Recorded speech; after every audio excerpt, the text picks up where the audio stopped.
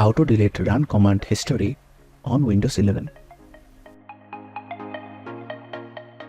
To delete run command history in Windows 11, go to Start. Search regedit, then click on Registry Editor. In the Registry Editor, navigate to the following key: H key current user, Software, Microsoft, Windows, current version, Explorer, Run MRU.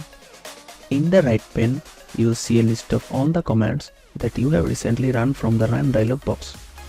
To delete commands individually, right-click on each command and select Delete.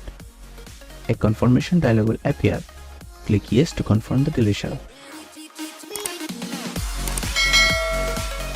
To delete all the commands in the Run command history, right-click on the Run MRU key and select Delete. Click Yes to confirm the deletion. Done. Let's check it. And that's how you can delete Run command history in Windows 11. Thanks for watching.